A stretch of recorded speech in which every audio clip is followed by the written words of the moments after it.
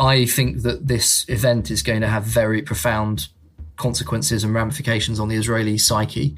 By the same token, Palestinians who suffered deeply during those wars between Israel and Gaza in recent years are now going through something of a completely different magnitude in terms of how appalling it is for them. I'm David Knowles, and this is the first bonus episode of Battle Lines. אזרחי ישראל, אנחנו במלחמה, לא במבצע, לא בסבבים, במלחמה. Terrorist group Hamas unleashed pure, unadulterated evil in the world. But sadly, the Jewish people know perhaps better than anyone that there is no limit to the depravity of people when they want to inflict pain on others.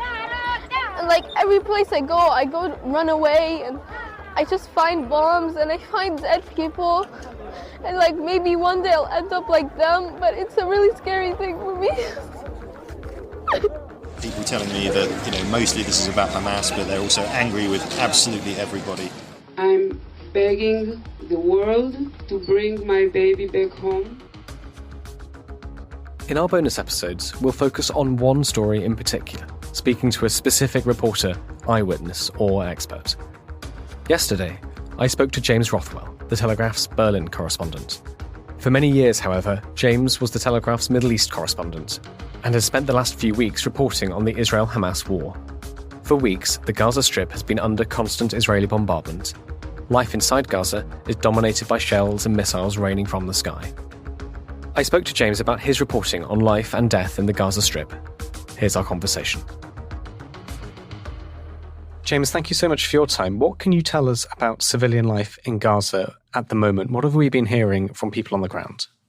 Well, even before the war started, civilian life in Gaza was very difficult because of a blockade that had been imposed by Israel and Egypt. But since the war broke out, that has been enhanced or upgraded, if you like, to a total siege, which is what the Israelis called it. And that, as you know, has led to virtually no electricity, no water, and no food, which has had a fairly catastrophic impact on civilians in Gaza. And it is without a doubt a worse situation than I think anything we've seen before in many decades of covering this conflict. Could you talk us through a little bit what daily life looks like now for people in Gaza? What kind of things would they be struggling with? What kind of issues are they facing due to the bombardment?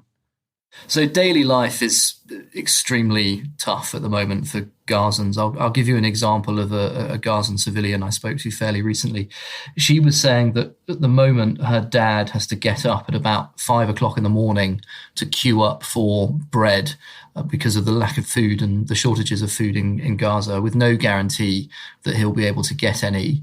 And sometimes that is compounded by the fact that the credit cards are not working and everything is being done on cash. And that might mean that even before you queue up for hours and hours at the bakery to get the bread, you've got to queue up for hours and hours to get the cash that allows you to buy the bread. So in other words, daily routine procedures that would have taken you a couple of minutes in air quotes normal Gaza will now take you virtually the entire day.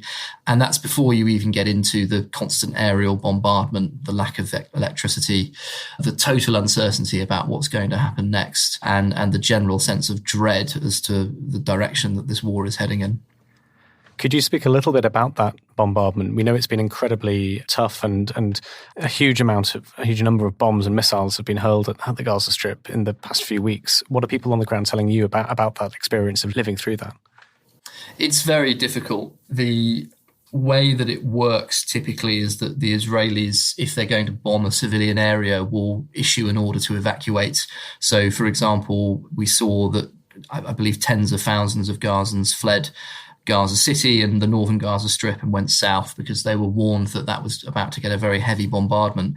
But there are also bombardments that come without warning, and it is a terrifying experience for a population of which roughly 50% is under the age of 18, and a huge number, therefore, of children have been caught up in this, not just traumatized by the fighting, but in many cases maimed, seriously injured, and indeed killed by the bombs, though Israel does stress that it's taking what measures it can to avoid civilian losses. What impact has this bombardment had on charities and NGOs working in Gaza? What can we say about that? It's very difficult for the NGOs that work in Gaza. Some of them are struggling to deliver the aid because they're not even able to sustain themselves at the moment in terms of the food that they need to keep going or the electricity just to do their jobs. And recently it has been quite difficult even to get in touch with the aid workers to interview them about what they're up to because of the internet outage that was imposed on Friday, although some internet access does seem to be trickling back now. There are severe shortages that we've talked about, not just of food and water, but also fuel. And if you don't have fuel, it doesn't just constrain your ability to get around and deliver the aid, but it's also having a terrible impact on hospitals where, for example, to cite an interview I did recently, I'm told that the autoclaves, which are steam powered, have run out of water and electricity they need to clean surgical instruments before operations. And what that means, to give you a quite graphic but also very practical example of what this means for Gazans, is that in the hospitals they're not able to properly clean the instruments they use for operations, like limb amputations. And so the doctors are having to resort to things like antibacterial gel to clean the instruments, or even shop-bought vinegar, because that has some limited antibacterial properties, although nothing close to the standard of sterilization you would need to clean medical blades and so on. So it's from top to bottom really just a fairly catastrophic impact on not just daily life of Gazans, but also essentially their ability to survive at the moment. Could we go back to your points about the internet blockade there? How did that specifically affect hospitals and ambulances? I know you were writing in one of your pieces about ambulances having to operate essentially blind. What did that mean? So the lack of the internet means that you cannot coordinate your ambulances. You're not able to effectively communicate on what's just been hit and where you need to go and how severe the situation is. You are literally just driving towards a fireball in the air and hoping that you get there in time to administer emergency services work before the people there have already died. And there was this report that ambulances were therefore just blindly driving towards the scene of an airstrike, really with no idea of what they were going to find when they get there, which of course makes the sort of the humanitarian work and the medical work even more difficult, because there's this real sense of chaos and just a total lack of information on the ground when the internet's gone as to what you're going to find when you arrive to the scene of one of these airstrikes. Could you explain a little bit more for us about how we report from Gaza? How do we know what's going on? Who do you talk to and who do we work with in the Strip? So we mainly work with our brilliant Gaza colleague, Siham Shamalak, who had been living in Gaza City and has been there for many years, but she has gone to southern Gaza, where she's now reporting for us as and when she can. That, of course, has been difficult, and it's the same with many media organizations. It's been difficult because of the lack of internet access, and we were not able to communicate with her after Friday. We lost contact with her for an extended period of time. We were naturally very concerned about her well-being, but we have been able to re-establish contact with Siham, fortunately, and we're continuing to work together, which is a positive development.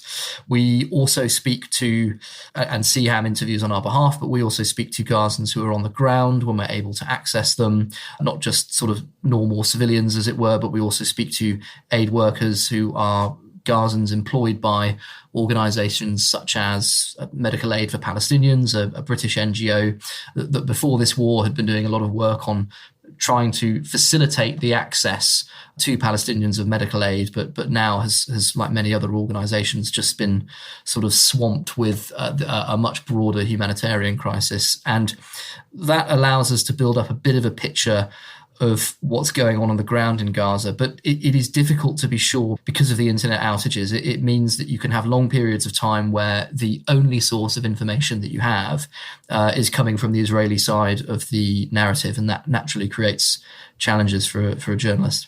In terms of the difficulties of reporters who are in Gaza, if you just imagine that you're doing a standard journalism assignment somewhere in the world, charging your phone is more of a sort of minor annoyance. It's something that you need to be aware of just so that the phone doesn't run out of power. But imagine that you've got to work on this enormous assignment while your phone battery is at 2 or 3%. And literally every word that you type on WhatsApp as you relay information to your editors counts.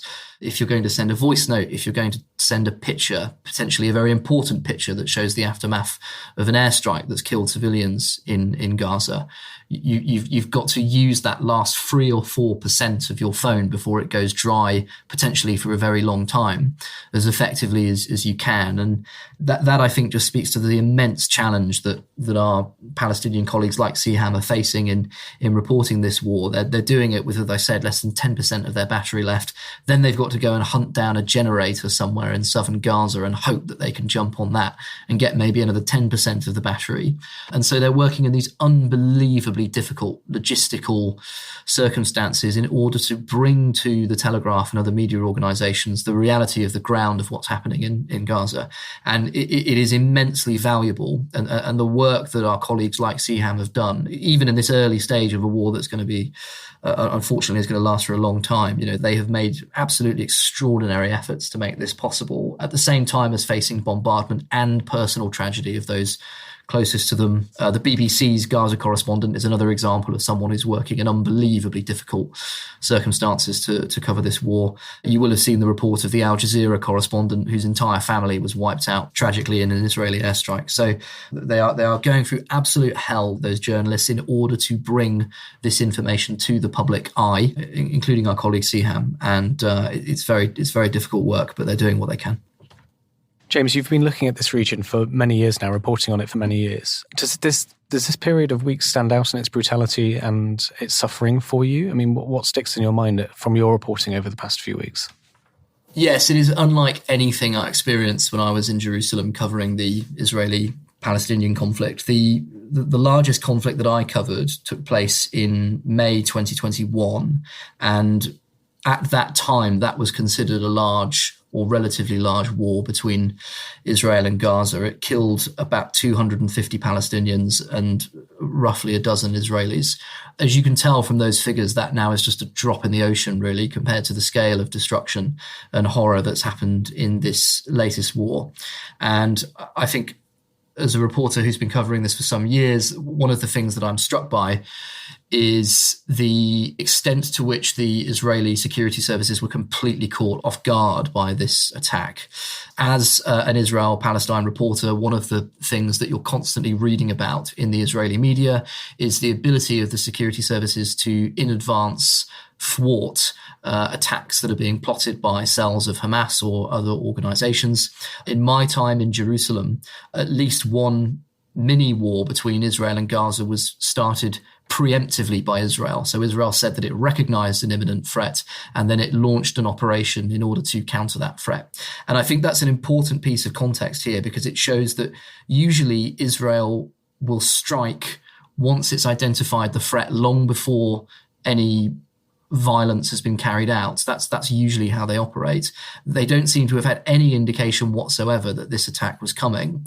And as many Israelis are saying, and as former prime ministers that I've interviewed over the last 2 weeks have been saying, this raises some really quite serious questions about what was putatively this security superstate in the Middle East, which got caught off guard so badly. And I think that's probably the main thing that surprised me the most, putting to one side the violence, which of course is a different matter entirely, from the sort of strategic perspective of covering these sorts of conflicts. I think that's what really stayed with me. Going back to the violence we're witnessing, the World Health Organization, UNICEF and other aid groups have called for an immediate ceasefire. Do you think there's any immediate prospect for this? And if so or if not, why so? Why not? No, I don't. I think that there has been some early discussions on having what's being described as a humanitarian pause. Some people have said that humanitarian pause is a synonym for ceasefire. I don't think that's quite right, because in the context of Gaza, when you talk about ceasefire, you are talking about an end to hostilities that will last for months, if not up to a year. So, for example, there was, after the May 2021 war, a ceasefire that lasted all the way up until August of the following year. And I just don't see that happening at the moment. I don't think Israel will be, nor is it interested in a ceasefire that would last for a sustained period of time until it feels that its military goals have been accomplished. Those goals are very wide in scope. They're talking about the total destruction of Hamas, both at the military and political level. That's something that they freely acknowledge is going to take months. There's even been a suggestion that it could take up to a year. That being said, I think this idea of a humanitarian pause, which is slightly different from a ceasefire, it would be a very brief window of time in which perhaps aid would be able to freely get in, is something that we may see potentially in the coming weeks. And that doesn't just require work from Israel and from Israel's partners like the United States. It also requires Egypt, which controls the Rafah crossing into Gaza, to coordinate on that too. But the thing about a so-called humanitarian pause is, as I said, it would be a narrow time window. It would not, I think, be an opportunity to get very large quantities of aid into the Gaza Strip. And I sense that we won't be seeing the bulk of that aid coming in until Israel feels that it can claim victory and withdraw from Gaza. And as I said, my sense is that that is going to be some months away rather than days or weeks. James, before we end, is there anything else you'd want to say that you think our listeners should hear? And I guess as well, from your experience of the region, what would you want to say to people who are following this war but haven't been on the ground, haven't seen life in Gaza or life in Israel? There's not much I could say, because it's been a really sort of, in a horrible way, it's been a sort of transformational moment for Israel and for Palestinians in Gaza who are living through a bombardment that they've never experienced before. I think that this event is going to have very profound consequences and ramifications on the Israeli psyche. I think that the Israelis will look back on the air wars that they had with Hamas in May 2021 and others, and will look back on that not nostalgically necessary, but look at it as something that was unbelievably easy and straightforward compared to what they're going through now. By the same token, Palestinians who suffered deeply during those wars between Israel and Gaza in recent years are now going through something of a completely different magnitude in terms of how appalling it is for them.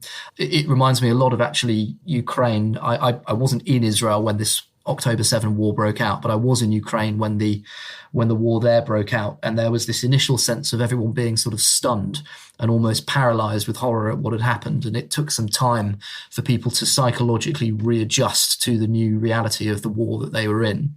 And I think that on the Israeli side, we have also seen, to some extent, a kind of adjustment period where Israelis have had to transition not from a state of peace, because, of course, there has been an ongoing armed conflict for decades, but an escalation of their mindset from a relatively low-level conflict to something that is bigger than anything they've faced before. And the other point I'd make is that when we think about previous wars that Israel has fought, even when we think about the large-scale ones like the Yom Kippur War of 1973 or even the 1948 war, I think this is going to be bigger, not just in the context of Israel and Gaza, but also the risk of regional escalation. The risk of Hezbollah getting involved from the north continues to be very high.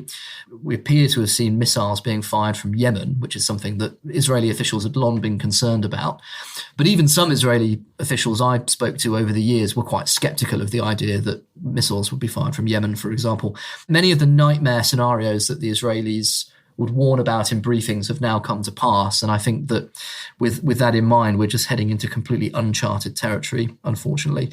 The other thing I think is worth mentioning is that the media is rightly focused on the war at the moment, but there are huge questions that will be raised by this war about what happens to the Gaza Strip. That there is a whole range of options there in terms of what the future for Palestinians in Gaza might be. Israeli former prime ministers that I've interviewed recently have spoken quite optimistically and even bullishly about the idea that Gaza can simply be taken over by the Palestinian Authority, which currently governs in the West Bank. The problem with that is that the Palestinian Authority is very unpopular in the West Bank already, let alone any influence it might have over Gaza. And remember that it was kicked out of Gaza in 2007 after the civil war with Hamas, so they're not very popular there anyway. And so that option for post-war Gaza, I think, has a lot of question marks surrounding it. And there's also deep concern that this could be the beginning of a mass expulsion of Palestinians out of the Gaza Strip into the Sinai region, which would also, from the Palestinian perspective, would be catastrophic and would also have severe ramifications for a two-state solution. And of course, the two-state solution has been raised a few times in the debates that I've seen on television in the United Kingdom about this issue. And what I would say as a reporter who covered Israel-Palestine for nearly 4 years, what I would say is that the two-state solution, in all honesty, has not been taken seriously in Israel for a very, very long time. And the Israeli political sphere has moved ever closer to the right. Before this unity government, there was an extreme right government in power in Israel, which included a minister who sort of openly described himself as a fascist. And so the political landscape for a two-state solution, even before this war began, was very, very poor in terms of the likelihood that a two-state solution could happen. And my concern is that the odds of a two-state solution are now even lower than they were before that already fairly sorry state of two-state negotiations.